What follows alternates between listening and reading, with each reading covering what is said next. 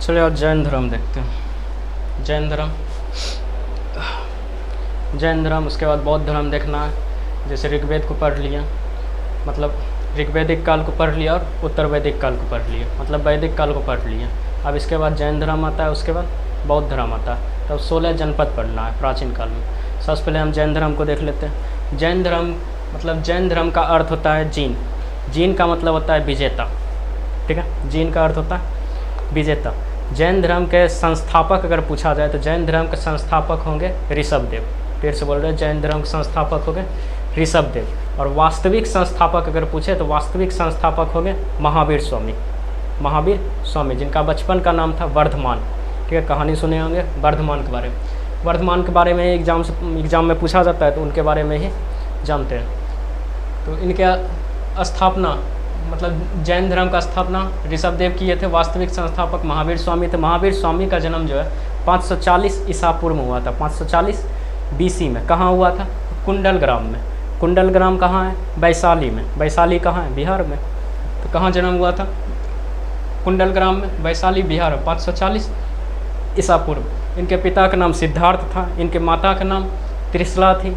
इनके पत्नी का नाम, किनके पत्नी का नाम? महावीर स्वामी के। महावीर स्वामी के पत्नी का नाम यशोदा। महावीर स्वामी की पत्नी का नाम यशोदा, कंफ्यूज नहीं करना। महावीर स्वामी के पत्नी का नाम यशोदा और महात्मा बुद्ध के पत्नी का नाम यशोधरा, ठीक है। महावीर स्वामी के पत्नी का नाम यशोदा, महात्मा बुद्ध के पत्नी का नाम यशोधरा, ठीक। वहाँ बताएंगे यहाँ उनके पत्नी का नाम यशोदा। और इनकी एक पुत्री थी, पुत्री का नाम प्रियदर्शना, ठीक है। और इनके एक दामाद थे, दामाद के नाम जमाली। पहला शिष्य हुए थे, मतलब पहला अनुयायी हुए थे जमाली, ठीक है, महावीर स्वामी का। एक गृह त्याग किए थे, मतलब गृह को छोड़ दिए थे 30 वर्ष में। 30 वर्ष तक गृह में मतलब घर में रहते थे। उसके बाद इनको घर में शांति नहीं मिलता था, घर छोड़ के वन में गए। और 12 वर्षों के बाद 42 वर्ष में इनको ज्ञान की प्राप्ति हुई था। जब ये गृह छोड़े थे तो अपने बड़े भाई नंदी वर्मन से सलाह लिए थे कि भैया हम गृह छोड़ दिया। हाँ छोड़ दे, कोई दिक्कत नहीं होता, जो तो अपना ज्ञान प्राप्ति कर। तो ज्ञान प्राप्ति किए थे नंदी वर्मन के सलाह पे। उसके बाद जहाँ इनको ज्ञान मिला था वो जगह का नाम था जाम्भिक। जहाँ इनको ज्ञान मिला था वैशाली में ही है, जाम्भिक। और वृक्ष के नीचे, जो वृक्ष के नीचे बैठ के तपस्या करते थे, वो वृक्ष का नाम था साल वृक्ष, ठीक है। वो वृक्ष का नाम था साल वृक्ष। कौन से नदी के किनारे? ऋजुपालिका नदी, ठीक है। कौन से नदी के किनारे? ऋजुपालिका नदी। व्यास नदी को ऋग्वेद में किस नाम से बताया गया? व्यास नदी को ऋग्वेद में किस नाम से बताया गया? नीचे कमेंट में लिखना। नदी ऋजुपालिका नदी था। इनकी मृत्यु हो गई थी 468 ईसा पूर्व में। इनकी मृत्यु हो गई थी 468 ईसा पूर्व में। लेकिन इनको जब ज्ञान की प्राप्ति हुई थी तो बहुत सारे ज्ञान दिए थे। पहले हम ज्ञान को देख लेते हैं। तो इनकी जहाँ मृत्यु हुई थी वो पावापुरी था, जो अभी राजगीर में पड़ता है। उस समय राजगीर का नाम राजगृह था, ठीक है। उस समय राजगीर का नाम राजगृह था और वहाँ पे इनकी मृत्यु हो गई थी। लेकिन मृत्यु से पहले ये क्या क्या किए थे? सबसे पहले इन्होंने कहा कि युद्ध और कृषि करना वर्जित है, मतलब युद्ध एवं कृषि ना करें। कारण युद्ध में बहुत सारे प्राणों की आहुति देनी पड़ती है, मतलब युद्ध में बहुत सारे निर्जीव, बहुत सारे सजीव की हत्या की जाती है, इसीलिए युद्ध ना करें। और कृषि में भी सूक्ष्म जीव की मृत्यु होती है, इसीलिए कृषि भी ना करें। इस धर्म को सबसे ज़्यादा अपनाया था व्यापारी लोग, लेकिन सबसे ज़्यादा ठुकराया था कृषि लोग, क्योंकि किसान लोग अगर कृषि नहीं करेगा तो करेगा क्या, ठीक है। तो इस धर्म को सबसे ज़्यादा अलग किया था किसान लोग और सबसे ज़्यादा अपनाया था व्यापारी लोग। 4 सिद्धांत दिए थे। 4 सिद्धांत। महावीर स्वामी जो थे वो 24वें तीर्थंकर थे, लेकिन इनसे पहले 23वें तीर्थंकर पार्श्वनाथ हुआ करते थे, ठीक है। पार्श्वनाथ पहाड़ी पूछेगा, पार्श्वनाथ पहाड़ी कहाँ है? पार्श्वनाथ पहाड़ी झारखंड में है, ठीक है। झारखंड के सम्मेद शिखर, झारखंड के सम्मेद शिखर में पार्श्वनाथ जो 23वें तीर्थंकर थे वो चार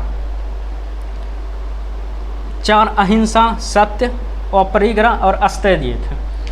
4 धर्म दिए थे, अहिंसा, सत्य, अपरिग्रह, अस्तेय। इनका मतलब क्या था? अहिंसा मतलब हिंसा ना करे, मारपीट ना करे। सत्य मतलब सत्य बोले। अपरिग्रह मतलब होता है धन इकट्ठा ना करे। अपरिग्रह मतलब होता है धन इकट्ठा ना करे, अस्तय चोरी ना करे, ठीक है, अस्तय चोरी ना करे। ये 4 सिद्धांत दिए थे, लेकिन जब महावीर स्वामी आए तो बोले चारों सिद्धांत सही है, ठीक है, लेकिन जब तक आप ब्रह्मचर्य नहीं बनिएगा चारों सिद्धांत हो ही नहीं पाएगा, ठीक है, तो आपको ब्रह्मचर्य ही बनना पड़ेगा। तो 5वां जो सिद्धांत दिए थे वो महावीर स्वामी दिए थे, और 4 सिद्धांत पार्श्वनाथ दिए थे। चारों याद रखना, अहिंसा, सत्य, अपरिग्रह, अस्तय। 5वां सिद्धांत कौन जोड़े थे? महावीर स्वामी, ब्रह्मचर्य का। इन्होंने त्रिरत्न दिया, महावीर स्वामी ने त्रिरत्न दिया, साम्यक दर्शन, साम्यक ज्ञान, साम्यक आचरण। साम्यक दर्शन, साम्यक ज्ञान और साम्यक आचरण। इसमें एक क्वेश्चन पूछा गया था, इनमें से कौन सा एक सिद्धांत नहीं दिया गया था? साम्यक दर्शन, साम्यक आचरण, साम्यक ज्ञान, साम्यक दृष्टि, ठीक है। यही पिछले साल का है दरोगा का क्वेश्चन। ये चारों दिए थे, इनमें से कौन सा होगा? साम्यक दृष्टि। साम्यक दृष्टि वो नहीं दिए थे। साम्यक दर्शन दिए थे, साम्यक ज्ञान दिए थे, साम्यक आचरण दिए थे। इन्होंने दर्शन दिए थे 2 गो। इनका 2 दर्शन, एक है अनेकांतवाद और एक है स्यादवाद या सप्तभंगीय। 2 दर्शन याद रखना, एक अनेकांतवाद और एक सप्तभंगीय या स्यादवाद। 2 दर्शन याद रखना।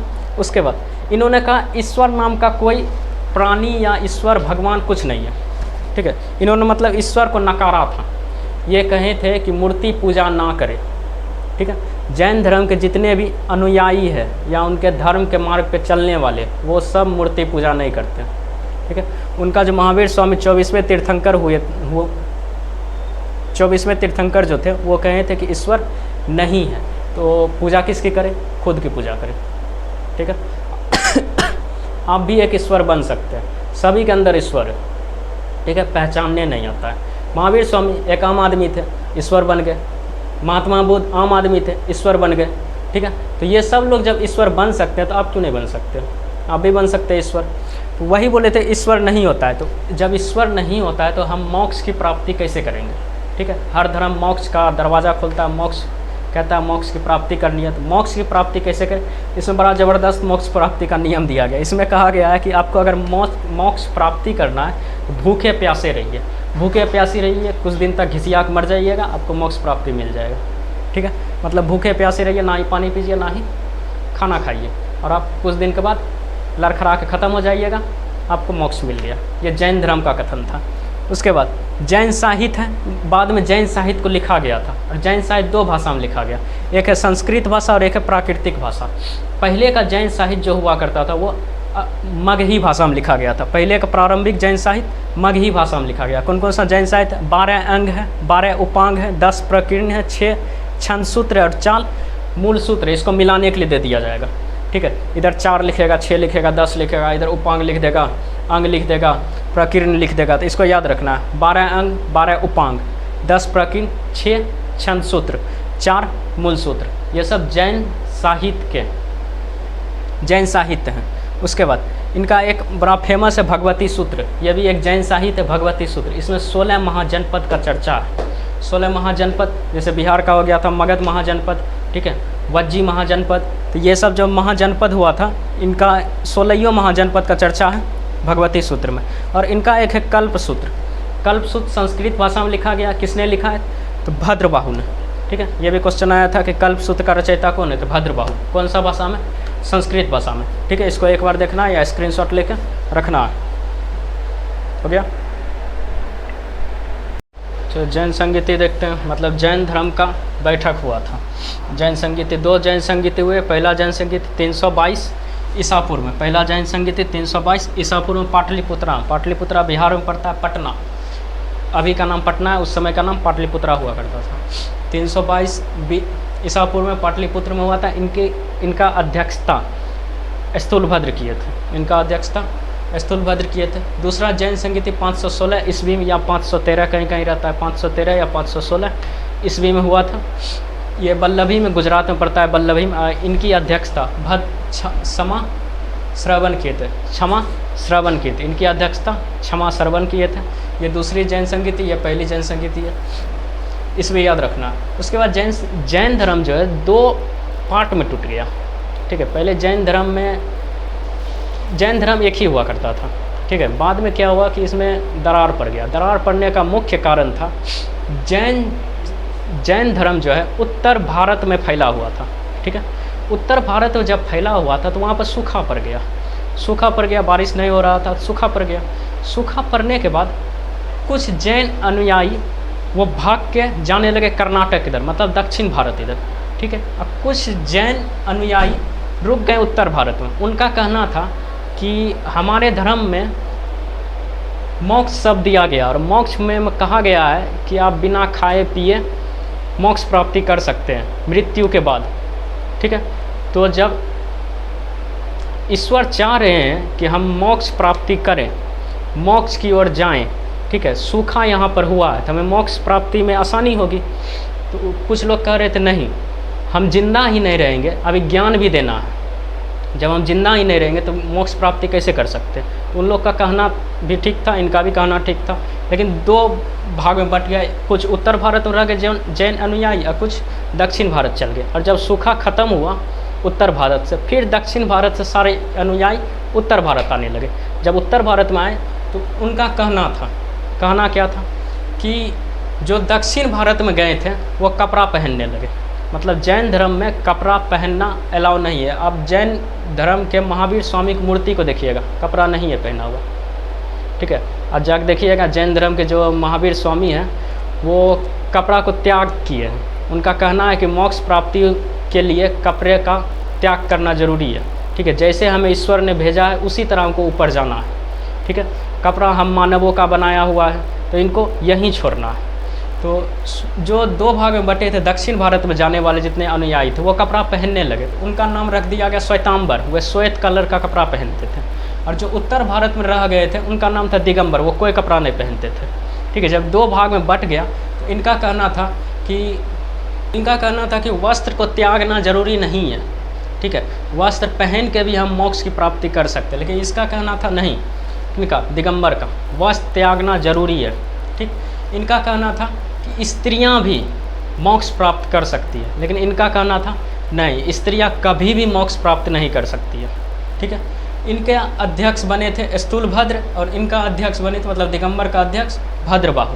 ये सब मेन पॉइंट है, इसको याद रखना है, ठीक है। श्वेतांबर कपड़ा पहनते थे, श्वेतांबर का कहना था स्त्री भी मोक्ष प्राप्त कर सकती है। श्वेतांबर का अध्यक्ष थे स्थूलभद्र। दिगंबर कहते थे कि वस्त्र का त्यागना जरूरी है। इनका कहना था कि स्त्रियां मोक्ष प्राप्त नहीं कर सकती है। और दिगंबर का अध्यक्ष थे भद्रबाहु। इनके जितने भी उपदेश हैं, महावीर स्वामी के जितने भी उपदेश हैं, ये सब प्राकृतिक भाषा में दिया गया है, ठीक है। अब बोलिएगा प्राकृतिक भाषा क्या होता है। प्राकृतिक भाषा जैसे कौवा बोल रहा है, कौवा कौन सा भाषा बोल रहा है, संस्कृत भाषा बोल रहा है, नहीं ना, वो जो भाषा बोल रहा है उसी प्राकृतिक भाषा बोलते हैं, ठीक है। जैसे कोई भी जानवर बोल रहा है तो वो सब प्राकृतिक भाषा, वो आपस में सब भाषा समझ जाता है, ठीक है। कुत्ता भाव भाव कर रहा है तो सामने वाला कुत्ता समझ रहा है तोरा रोटी मिल लो, ठीक है। तो इंसान भी अपना भाषा बना दिया, देवनागरी भाषा, रोमन भाषा, संस्कृत भाषा, ठीक है। तो इंसान अपना भाषा वो अपना भाषा में समझता है, कुत्ता सब बोलता है वो अपना भाषा में समझता है, गिलहरी बिल्ली ये सब का अपना भाषा, जो अपना भाषा उसे प्राकृतिक भाषा बोलते हैं, ठीक है।